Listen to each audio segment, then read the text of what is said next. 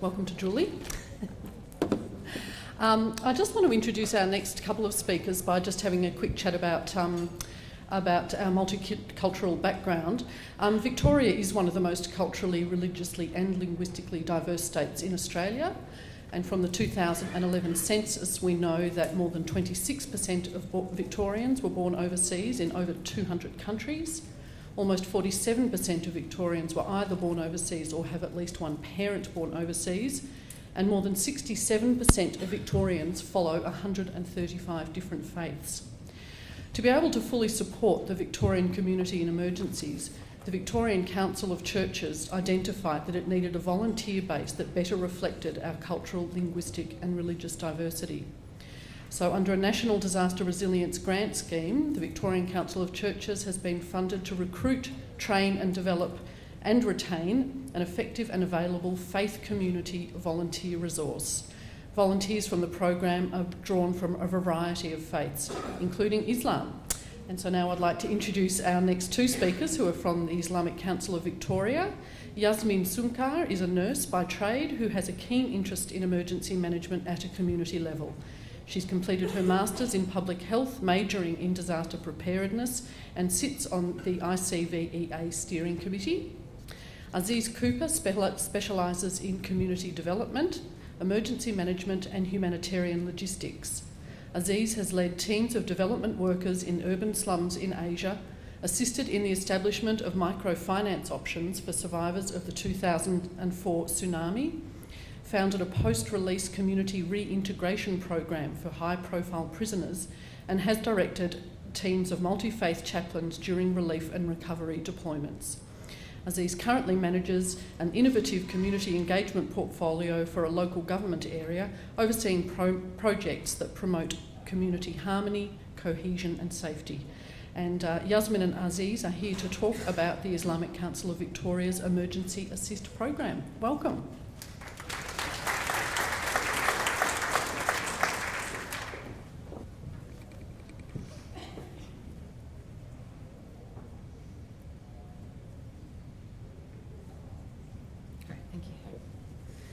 Hi everyone. Before starting, I'd like to acknowledge the traditional owners of the land, the Kulin Nation, and pay respects to their elders past and present. Thank you to the Victorian Council of Social Services and the Municipal Association of Victoria for inviting us today to speak. As mentioned before, my name is Yasmin and I'm a part of the Islamic Council of Victoria's Emergency Assist Program Steering Committee. And here with me is Aziz Cooper, who's one of the project managers. He works alongside Humeri Galani, who wasn't able to make it today. So before I pass the mic on to Aziz, I'll just quickly give everyone a brief overview of the Islamic Council of Victoria. So they're the peak body organisation for Victorian Muslim organisations here in the state, and there's currently 47 members involved working with them. They represent more than 150,000 Muslims in Victoria, and they work in the space of advocacy, promotion, development of capacity and facilitation, just to name a few, on behalf of the Muslim community. So I'll pass the mic on to Aziz to give the presentation. Thank you. Assalamu alaikum. Peace be with you. It's a great honour to be here and to share this unique program. And we consider ourselves as learners, and so please support us as we build this unique community program. As a way of, as a way of setting the scene, imagine an ambulance officer supporting Muslim patients in the ambulance on the way to the hospital. Perhaps there might be, the ambulance officer might be the opposite sex to the patient, the Muslim patient, and there may be issues there. Perhaps the Muslim patient may not know their own religion very well. They may be ignorant in some ways, and they may be very, very concerned with the medication that is being administered to them in the ambulance or in the hospital. Perhaps, a fire officer, the good guys, they're there to save the day in the house fire. They go in only to be greeted with, I don't want to use the word hostility, but with reproach because of the way they're mixing with members of the opposite sex or handling Islamic sacred scriptures. And I've actually witnessed this in an emergency situation where the house is burning down and the occupants of the house are more concerned about the sacred texts being mishandled. And the fireman's there to save the day. Perhaps in a relief centre, working with the Muslim public in the relief centre, there might be issues over the way men and women are segregated, dietary considerations, areas for Islamic prayer.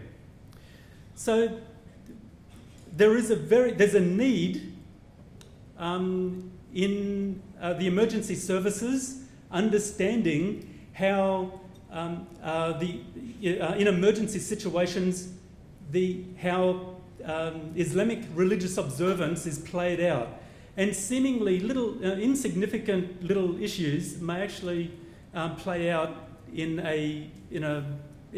little issues may become actually bigger issues in the in emergencies. So I'm just going to talk about the ICV Emergency Assist Program. Let's start at the beginning, and I'm just going to go page down. You know who the presenters are? We'll just have a very quick look at the Muslim community, the Islamic Council of Victoria's Emergency Assist Program, and our role and our progress to date, and some of the challenges, opportunities, and lessons learnt. Muslims have been visiting Australia for 400 or 500 years. The Macassans coming over from Indonesia were trading with Indigenous Australians all across the top end of Australia for hundreds of years. The Afghan cameleers you may know about, they, with their ships of the desert, with their camels, they opened up inland Australia, and at that time were a very important part of Australia's economic development. And the next major wave of Muslim contact in Australia was through post-World War II migration, with many people from Turkey and the Balkans coming to settle in Australia. And as Yasmin mentioned just earlier, the Islamic Council of Victoria's role is the umbrella organisation for Muslims who reside in Victoria. We interface with government, the media, and corporate as well. Now, given that there is complexities around religious observance and emergencies, the Islamic Council of Victoria realised that there is a need to have a program to support the emergency services and the government during its planning to develop plans to support the unique needs of the Muslim community. And so the ICV Emergency Assist Program was established. There's two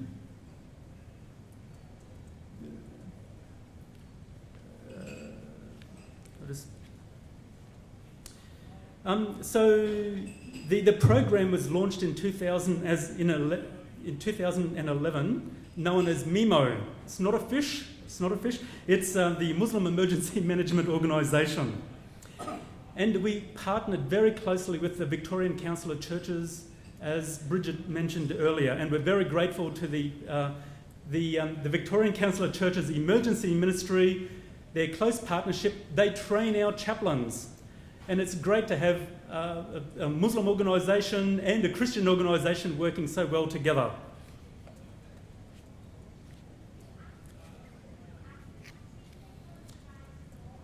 We're grateful to the federal government. We have received a grant just this last year to hire some staff and to develop the program more.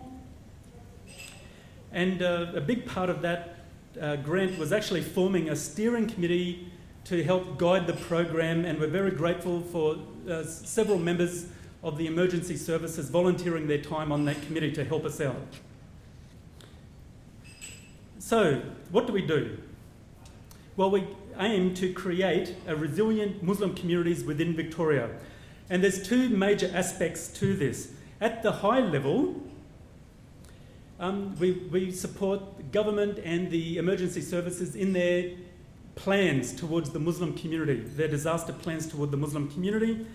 At the lower level, in the preparedness stage, the response stage, and the relief stage of emergencies, we want to activate chaplains and personal support workers trained in psychological first aid, trained in how to work with emergency services with the cultural and the religious aspects of the Muslim community with the emergency services.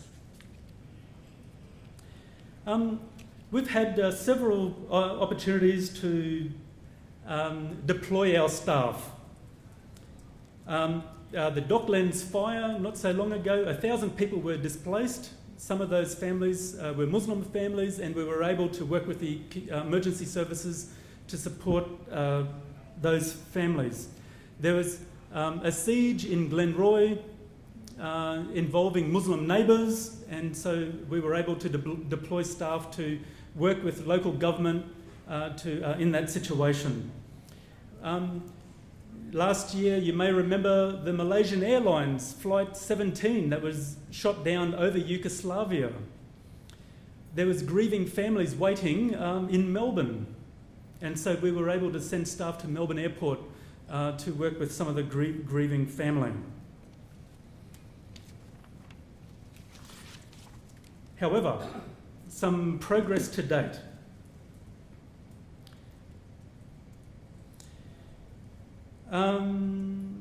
Just make sure I'm on the right slide here. We're working very closely with the emergency services to develop plans. How do we create this new organisation? So yeah, we're in the planning stage. We're developing policies. How do we activate and how do we coordinate volunteers? How do we train our volunteers?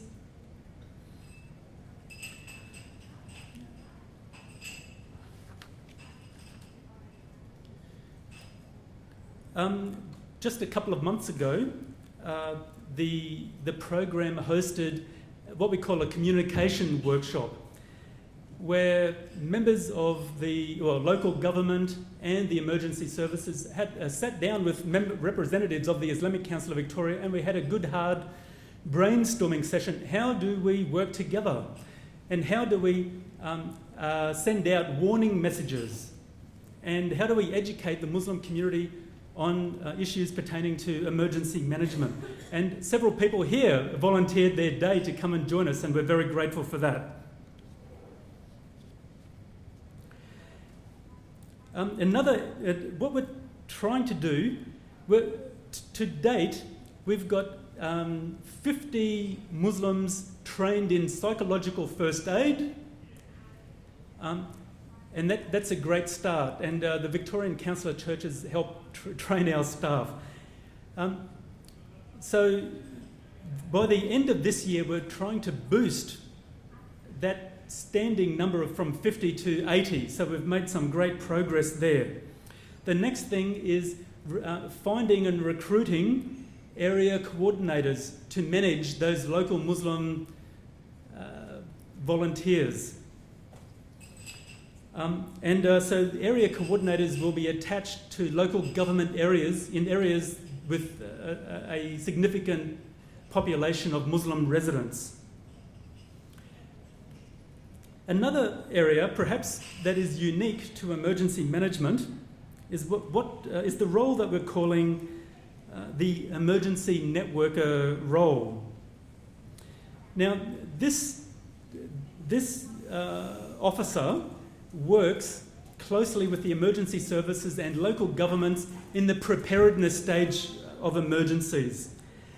The role is linking local Muslim organisations and mosques and societies and youth groups with the local emergency services. So the two get to know each other very well, so that when emergencies do unfold, the local emergency services know who to contact for cultural and religious support in managing the Muslim public and offering a service to them. And that role will be pretty much in the Department of Human Services region. So that'll be a number of municipal councils in that region.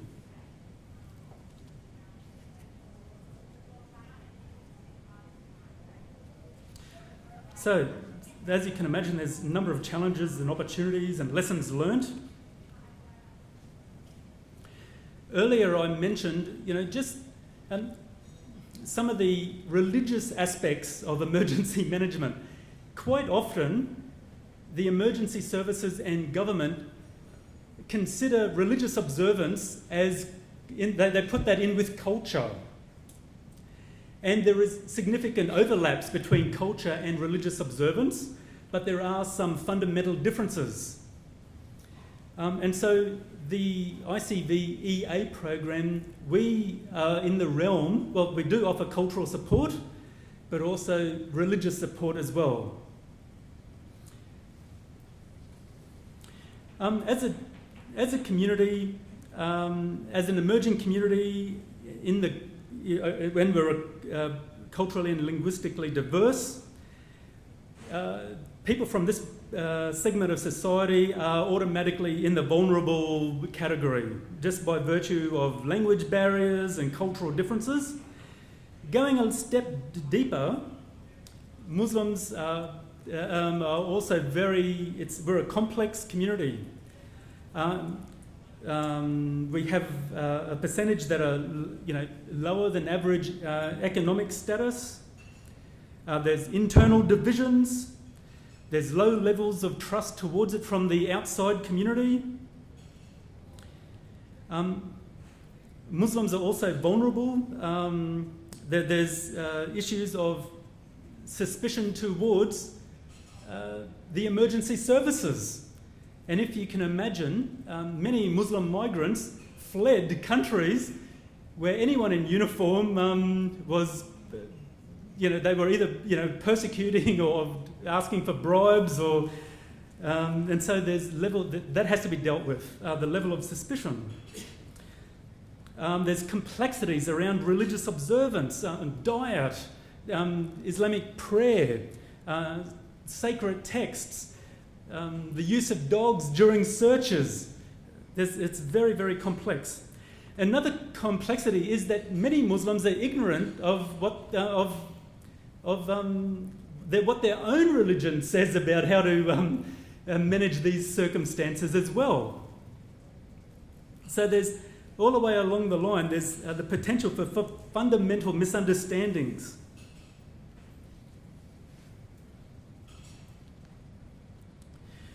So conversely, our program, we can also work with the emergency services to identify vulnerable Muslim communities. We can help educate and broadcast emergency messages, and we can also act as a conduit to get issues of concern from those vulnerable communities back to the emergency services who need to hear it. That's all a big part of our role. I'm not sure how our time's going, but I think I'll just start closing. Look, we do see ourselves as learners in this space. We're very keen to sit down with local governments and the emergency services to, just to help us, even with the basics, such as our policy development and our procedures and protocols. How do we activate? How we deploy our chaplains and support workers. So keep an eye out for us, and we'll, over time, we'll be trying to introduce ourselves to your service as well. So thank you very much for your time today, and we just look forward to working together.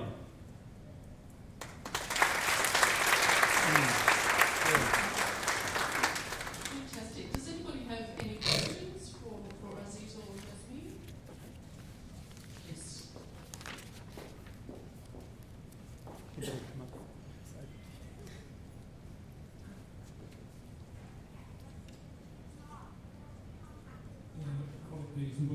thank you for that presentation.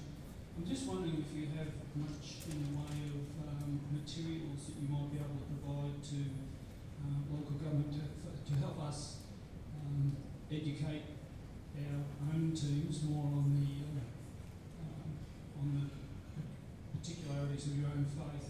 And I'm thinking in line with the fact that I'm aware the Jewish Emergency Management Planning team have a very good booklet that talks very much about their faith and the types of things to expect that responders can expect with that faith and how's the appropriate way to deal with that.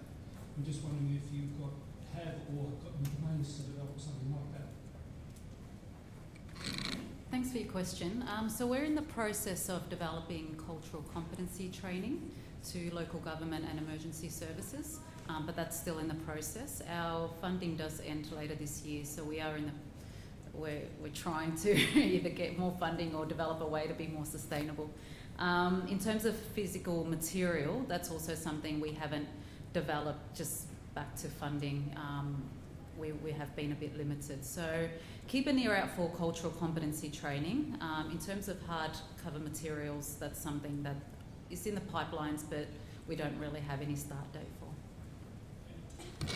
And regarding the Jewish Emergency Management Plan, we have a very close working relationship with that organisation, and it's similar issues actually, in the way that religious observance and emergency management just work together. Yep. Are there any further questions? No. Well, thank you very much to Aziz and Yasmin. I think that's an absolutely fascinating program. Lots of enthusiasm there, which is brilliant to see, but also a really fabulously collaborative and cooperative approach. I think it's really heartening to see ICVA really reaching out to the emergency management sector, in order to educate themselves and in order to educate the sector about what the needs of the Muslim community are. So fantastic work.